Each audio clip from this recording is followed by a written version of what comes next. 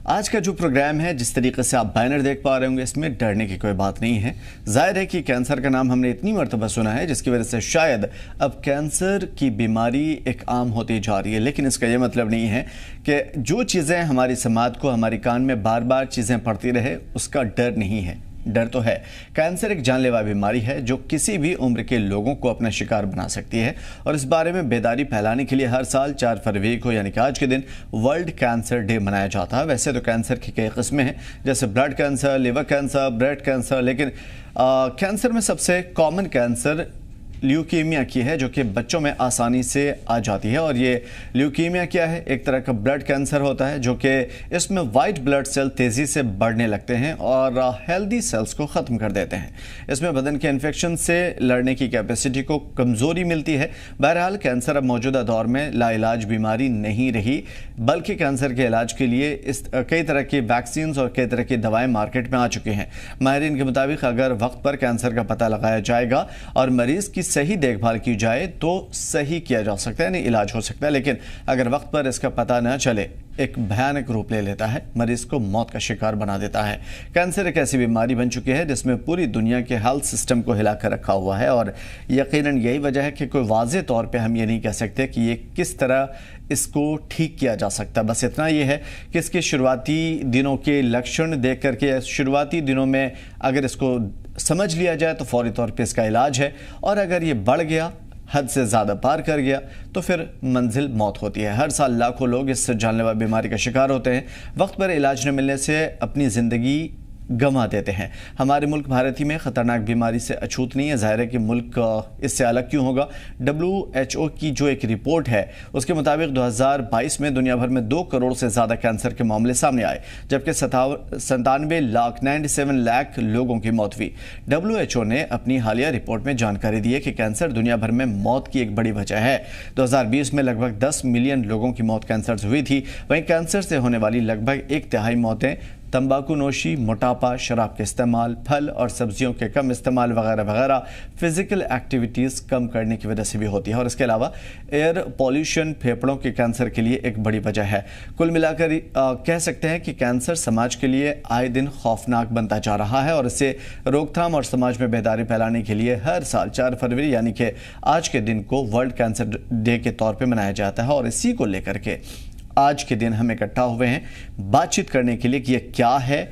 जाहिर है कि सिर्फ कैंसर का नाम समझ लेना काफ़ी नहीं है, इसकी गहराई क्या है, इसे कैसे ठीक किया जा सकता है, वजूहात क्या हैं और उसको कैसे ट्रीट किया जा सकता है। क्योंकि अभी फ़िलहाल जो ज़माना चल रहा है उसमें बहुत सारी चीज़ें ऐसी हैं जो कॉमन हैं, यानी कि प्रॉब्लमेटिक हैं और उसकी वजह से बहुत ज़्यादा प्रॉब्लम आ रही है। और यही वजह है कि इन तमाम तर चीज़ों में फौरी तौर पे रोकथाम की ज़रूरत है। जिस तरीके से हम स्टाइल में या फिर अपने आप को दिखावे के लिए आमतौर पे तंबाकू नोशी या इससे रिलेटेड चीज़ों का इस्तेमाल करते हैं, उसमें बहुत ज़्यादा खौफ रहता है। खैर, हम अपने डॉक्टर्स से समझेंगे, एक्सपर्ट्स से समझेंगे कि क्या है इस मामले में, लेकिन उससे पहले बहुत सारी चीज़ें जो आपको बतानी है।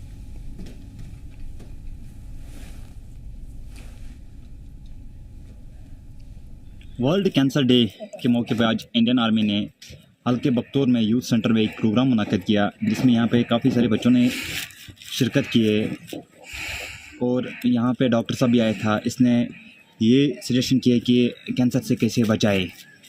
जैसे कि हम सब जानते हैं कि आज की जो यूथ है वो गलत कामों में मुलतविज़ है, जैसे कि सिगरेट, शराब, चरस, गांजा, इनसे दूर रहे क्योंकि ज़्यादातर कैंसर इन्हीं में पाया जाता है। आज यहाँ पे हमने यूथ सेंटर में वर्ल्ड कैंसर डे का प्रोग्राम मुनाकिद किया गया है। इंडियन आर्मी का एक डॉक्टर साहब आया था, उन्होंने छोटे बच्चों को थोड़ा तरबियत दी है कि आज के ज़माने में छोटे बच्चे मतलब ड्रग्स, शराब, सिगरेट, नशा वगैरह का इस्तेमाल किया करते हैं।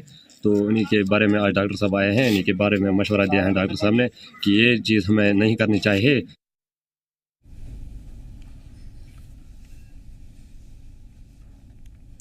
तो इन तमाम तर चीज़ों को समझने के लिए जैसा कि हमने कहा था कि अपनी तरफ से जो जानकारी हम दे सकते हैं वो करीब करीब आपको भी मालूम होंगी, लेकिन जो एक्सपर्ट्स इस फील्ड से रिलेटेड हैं वो हमें इसकी बारीकियां समझा सकते हैं। डॉक्टर जीसी खिलानी हमारे साथ मौजूद हैं, जो कि professor of pulmonary medicine and sleep disorder के जो माहिर होते हैं। आमतौर पे स्लीप डिसऑर्डर के जो लोग शिकार होते हैं उसके लिए इसके जो माहिरीन होते हैं उनके भी डॉक्टर जीसी खिलानी माहिर हैं, लेकिन आज कैंसर पे चूँकि इससे बहुत सारी ऐसी चीज़ें हैं, बारीकियां जो हमें एक्सपर्ट ही समझा सकते हैं। यह वजह है कि डॉक्टर जीसी खिलानी हमारे साथ मौजूद हैं। सर, इस्तकबाल है आपका और आपके कीमती वक्त के लिए। सबसे पहले मैं आम भाषा में आपसे गुजारिश करूँगा कि आप हमें बताएँ कि कैंसर है क्या, और ये हमारे इंटरनल पार्ट को या एक्सटर्नल पार्ट को जिस तरीके से भी इफ़ेक्ट करता है, इसके बारे में हमें बताएँ। देखिए, ये कैंसर जो है वो कोई इन्फेक्शन नहीं है। ये एक तरह का एबरेशन होता है जेनेटिक्स जीन्स के अंदर, जिसकी वजह से कि जो सेल्स होते हैं हमारे, जो बॉडी के सेल्स होते हैं, वो एबनॉर्मली मल्टीप्लाई करते हैं। और ये इस समय वर्ल्ड में कहते हैं कि लीडिंग कॉज ऑफ डेथ। जबकि हमने इन्फेक्शंस पे काफ़ी कंट्रोल पा लिया है और हमने काफ़ी सारी बीमारियों की वैक्सीन बना ली है और बीमारियां कम हो गई हैं, लाइफ एक्सपेक्टेंसी बढ़ गई है। इंडिया की बात करें तो जब इंडिया आज़ाद हुआ था 1947 में, तो जो जीवन काल या लाइफ एक्सपेक्टेंसी थी वो 32 साल थी, आज 72 साल हो गई है। तो लाइफ एक्सपेक्टेंसी बढ़ने से कैंसर की बीमारियां सामने आ रही हैं और इसमें हमारी जो लाइफ स्टाइल है उसका बड़ा रोल है। ये कोई फैलने वाला रोग नहीं है, इसका बचाव भी संभव है और वो इसका अगर ध्यान रखेंगे। एक ज़माना था जब कैंसर का नाम सुनते ही आदमी दहशत में आ जाता था और लगता था कि अब बस ज़िंदगी ख़त्म हो गई। ऐसा नहीं है, अब बहुत उसके इलाज भी मौजूद है और उसका जो है बचाव भी मौजूद है। ये बात करें कि भारत में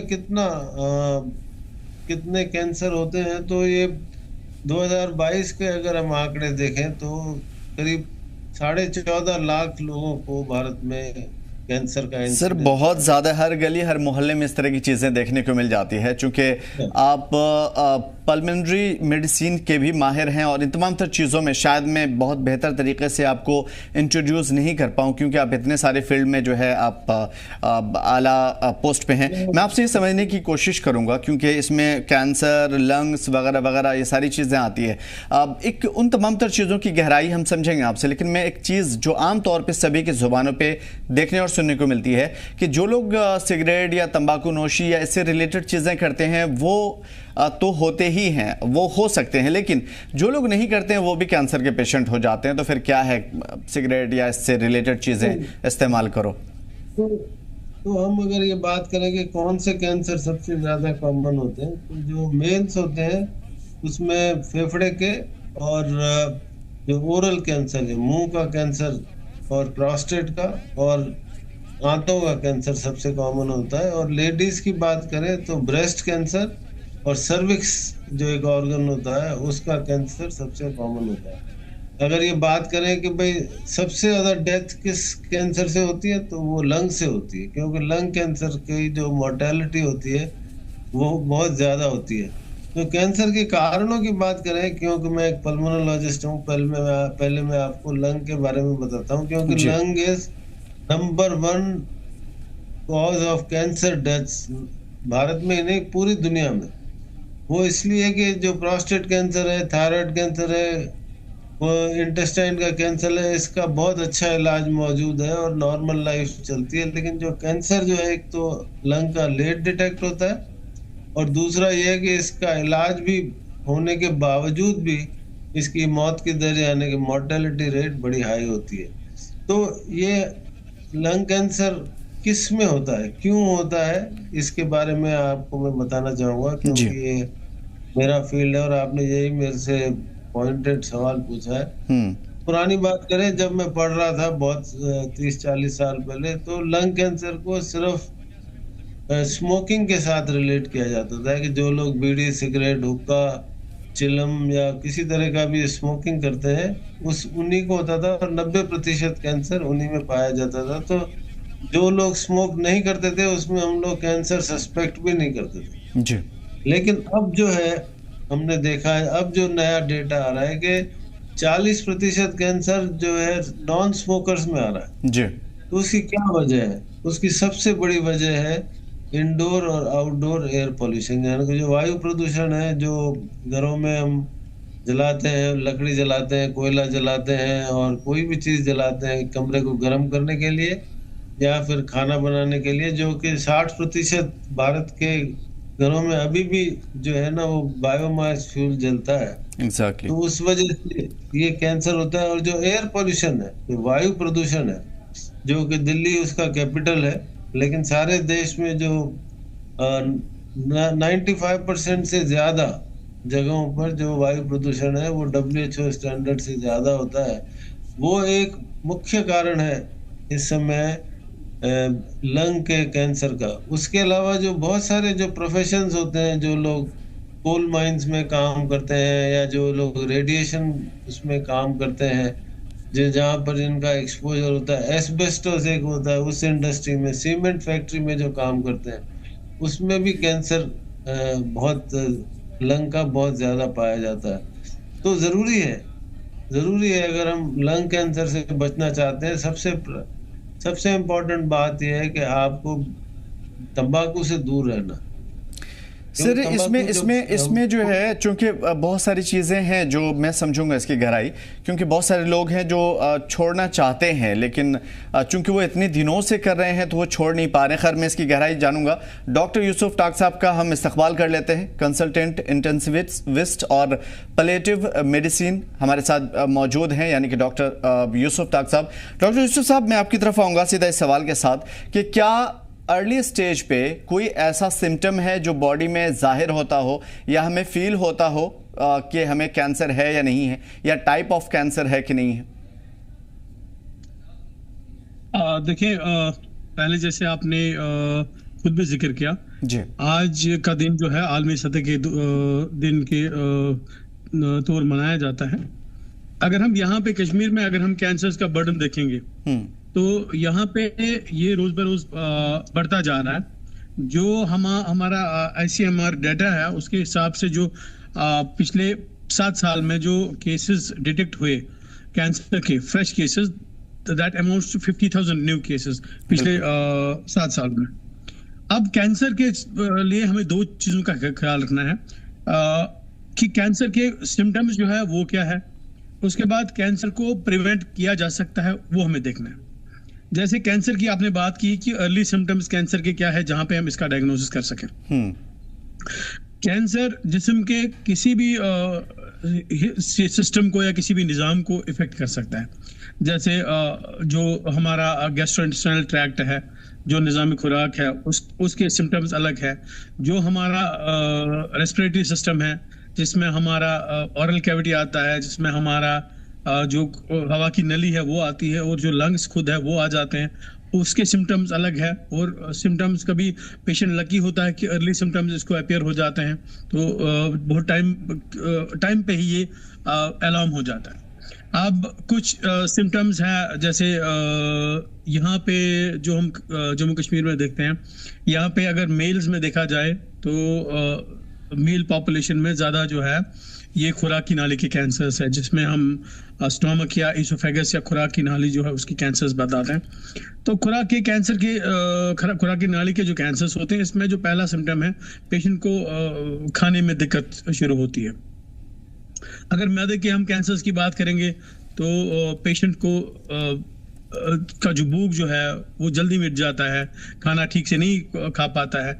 कभी इसका जो है स्टूल्स के साथ ब्लड होता है। और ये सारे सिम्टम्स एक इंसान को अलार्म करने चाहिए। एक और जो अलार्मिंग सिम्टम होता है, जब कहीं पे स्पेसिफाई डिजीज नहीं होगी तो इंसान कमजोर पड़ जाता है, इंसान का वेट कम हो जाता है। ये सब चीज़ें हमें पॉपुलेशन को एजुकेट करना है। और दूसरा जो फीमेल पॉपुलेशन हमारी है, उनमें जो कॉमनेस जो कैंसर है वो ब्रेस्ट कैंसर है। ब्रेस्ट कैंसर पे बड़ा जोर दिया जाता है। एक ये है कि जो हमारी सोसाइटी है, इंडियन सोसाइटी, उसमें हम कंजर्वेटिव सोसाइटी में बिलीव करते हैं। तो ये जो लेडीज होती है हमारी, जो फीमेल फोक होता है, ये बहुत लेट स्टेज पे इसको रिपोर्ट करते हैं। तो वो एक चीज हमें एक चीज डॉक्टर यूसुफ बीच में कहा जाता है, जैसे आपने चूंकि फीमेल का जिक्र किया तो मैं चलते चलते ये भी पूछ लूं, कहा जाता है कि जैसे दूध नहीं पिलाती हैं बच्चों को तो उससे बहुत ज़्यादा जो है प्रॉब्लम हो सकती है आगे चल करके, या फिर चांसेस ज़्यादा बढ़ जाते हैं ब्रेस्ट कैंसर के। क्या ये मिथ है, ट्रूथ है? कुछ भी है इस पर रोशनी डाली प्लीज। नहीं, देखिए, ऊपर वाले ने एक निजाम रखा है, जो बच्चा पैदा होता है तो माँ की छाती में दूध बन जाता है। ये दूध इसके लिए भी जरूरी है, एक तो बच्चे की नशोनुमा के लिए जरूरी है, ब्रेस्ट मिल्क इंपॉर्टेंट है, इसका कोई सब्स्टिट्यूट ही नहीं है। दूसरा, ये माँ की सेहत के लिए भी जरूरी है। अगर माँ बच्चे को दूध नहीं पिलाएगी तो यही दूध जो है छाती में जमा हो जाता है, इससे इन्फेक्शन के चांसेस होते हैं। और लॉन्ग टर्म में भी ये रिपोर्ट किया गया है कि अगर ये जो ब्रेस्ट हेल्थ है इसको मेंटेन ना किया जाएगा तो इसमें भी जो मैलिग्नेंसी के चांसेस है वो इसमें रिपोर्ट किए गए हैं। सबसे इम्पोर्टेंट चीज ये है कि हम अपने फीमेल folk को ये अवेयर करा दें कि कब उनको अपने डॉक्टर को दिखाना है। ये जब एक लेडी को गांठ इसमें दिखेगी तो एक ये खुद को एग्जामिन, जिसमें हम सेल्फ एग्जामिनेशन बोलते हैं, खुद एग्जामिन करके, तो मेडिकल केयर ये उस टाइम ले लेगी। बिकॉज क्या होता है कि कभी बहुत देर तक हमारे समाज में ये अगर ब्रेस्ट में गांठ है तो ये या तो पीर साहब के पास चले जाते हैं या ये पंडित जी के पास चले जाते हैं। उसमें बहुत इंपॉर्टेंट जो टाइम होता है वो पेशेंट का लूज हो जाता है। बिल्कुल, उसमें हमें ज्यादा से ज्यादा इस चीज की जरूरत है, एनजीओ की जरूरत है कि जो लोगों को अवेयर करा दें, ताकि जो इम्पोर्टेंट एक टाइम होता है, जैसे आपने पहले भी कहा कि कैंसर का ट्रीटमेंट अगर अर्ली स्टेज पे किया जाएगा तो प्रोग्नोसिस, ये जो इसकी मॉर्बिडिटी होती है एंड जो मोर्टेलिटी होती है वो बहुत हद तक हम कम की जा सकती है। एक चीज़ जिसके बारे में मैं जानने की कोशिश कर रहा था आपसे ही डॉक्टर यूसुफ साहब, उसमें ये कि बुखारी जो घरों में यूज़ होता है और कांगड़ी जो आमतौर पर यूज़ होता है, इसके बारे में एक रिपोर्ट भी आई थी। मैं चाहूँगा कि उसके बारे में पूछूँ आपसे। डॉक्टर जीसी खिलानी, मैं आपकी तरफ आऊँगा इस सवाल के साथ। स्मोकिंग लोग छोड़ना चाहते हैं, हमारे आसपास के लोगों में बहुत सारे लोगों को देखता हूँ जो छोड़ना चाहते हैं लेकिन वो काफ़ी दिनों से उस चीज़ के शिकार हैं। तो क्या ऐसे लोग अगर स्मोकिंग या ऐसे रिलेटेड चीज़ों को छोड़ दें तो क्या लंग्स वाकई इतने खराब हो चुके होते हैं कि दोबारा वो हेल्दी नहीं हो सकते? क्योंकि लोगों का बहुत बड़ा सवाल ये होता है कि अब क्या, बहुत दिन, कितने साल हो गए, अब छोड़ के भी क्या फायदा, अब तो जो होना है वो हो जाएगा। तो प्लीज इसके बारे में भी हमें बताइए। देखिए कि ये बहुत अच्छा सवाल आपने पूछा है। ये वो लोग बोलते हैं जो छोड़ना नहीं चाहते या छोड़ नहीं सकते हैं जी। सच बात यह है कि अगर जिस टाइम भी स्मोकिंग छोड़ते हैं उसमें उसके जो रिस्क होती है, जैसे हार्ट डिजीज की रिस्क होती है, वो 10 साल में इक्वल हो जाती है नॉन स्मोकर के बराबर। लंग कैंसर की रिस्क भी कम हो जाती है, और जो सीओपीडी जो कि अब वो second third leading cause of death है, उसकी भी प्रोग्रेस कम हो जाती है। तो ये एक मिथ्या है, गलत है कि भाई स्मोकिंग छोड़ने से कोई फायदा नहीं है अगर 20 साल तक स्मोकिंग कर लें तो ये अच्छा। दूसरा, स्मोकिंग छोड़ने के बारे में अगर कोई सोचता हो कि स्मोकिंग छोड़ना नामुमकिन है तो ये भी गलत है जी। क्योंकि स्मोकिंग अगर छोड़ेंगे तो न सिर्फ कैंसर से बचेंगे, वो हार्ट की डिजीज से, ब्रेन की डिजीज से, स्ट्रोक से, ब्लड प्रेशर से, सबसे उनका बचाव होगा। और ये स्मोकिंग जो होता है वो हमारे जीवन काल को, मतलब लाइफ को करीब 9 से 10 साल कम कर देता है अलग अलग बीमारियों की वजह से। आमतौर पे डॉक्टर जिस तरीके से हम देख पाते हैं कि हम अपने लिए जो चीज़ पसंद करते हैं शायद अपने बच्चों के लिए ना करें, तो क्या जो स्मोकर है उनके बच्चों को, फैमिली मेंबर को, जो न्यू जनरेशन है उसको बाद में चल करके इस तरह की आदत पड़ सकती है? क्योंकि अगर उसका बाप या दादा इस तरह की चीज़ें कर रहा था तो असर पड़ता है क्या जनरेशन वाइज?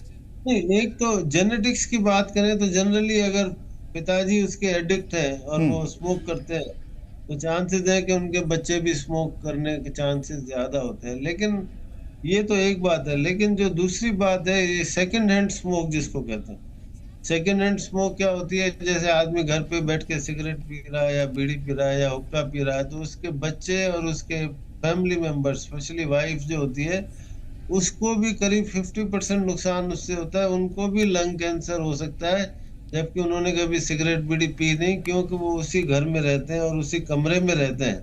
तो ये मतलब सेकंड हैंड आसपास के लोगों को भी प्रभावित कर सकती है बुरी तरीके से। और जो आपने प्रश्न पूछा है कि क्या स्मोकिंग छोड़ी जा सकती है, बिल्कुल छोड़ी जा सकती है। इसके लिए सबसे इम्पोर्टेंट ये है कि आदमी को अपना मन पक्का करना होता है कि भाई मुझे स्मोकिंग छोड़नी ही है जी। दूसरा ये है कि कई लोग वेपिंग करते हैं स्मोकिंग छोड़ के, जो इलेक्ट्रॉनिक सिगरेट पीते हैं, वो एक अच्छा ऑल्टरनेटिव नहीं है। लेकिन सबसे इम्पोर्टेंट बात यह है कि ये कोल्ड टर्की टेक्निक होती है जो कि इंटरनेशनली रिकॉग्नाइज्ड है। आपको कोई तारीख मुकर्रर करनी चाहिए, चाहे वो अपनी वाइफ का बर्थडे हो या बच्चे का बर्थडे हो, आपकी वेडिंग एनिवर्सरी हो, कि इस तारीख को मैंने स्मोकिंग छोड़ दी। अगर आप ये सोचोगे कि मैं 15 सिगरेट से अब 10 पीऊंगा, फिर 5 पीऊंगा, फिर 3 पीऊंगा, वो कभी नहीं होगा। तो जब स्मोकिंग छोड़नी है तो एकदम से छोड़नी है।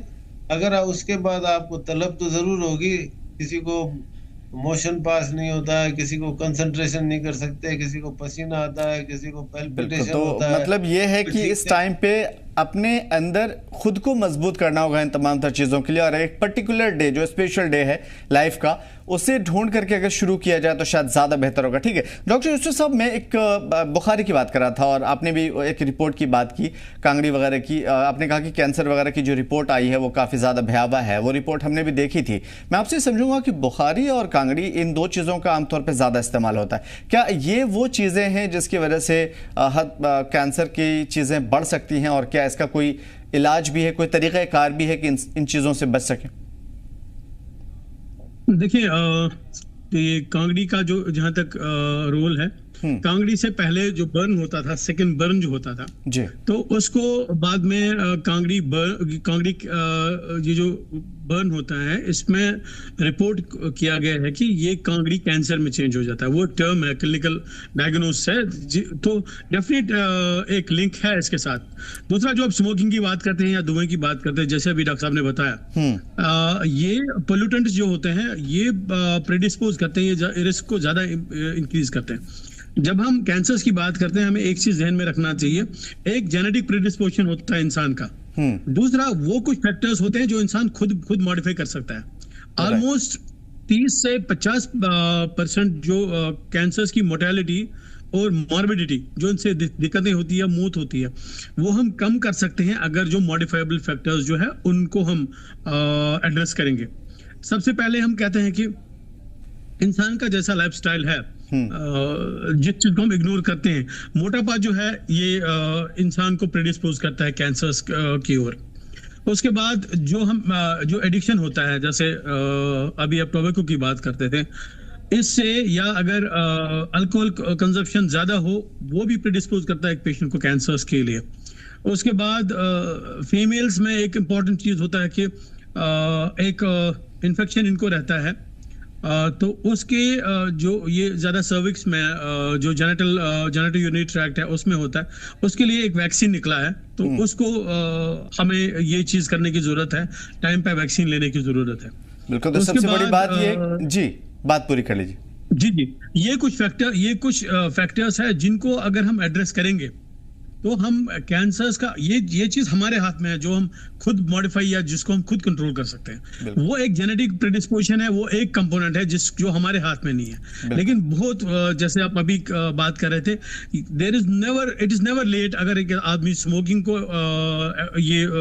छोड़ना चाहेगा, अल्कोहल को छोड़ना चाहेगा, इट इज नेवर लेट।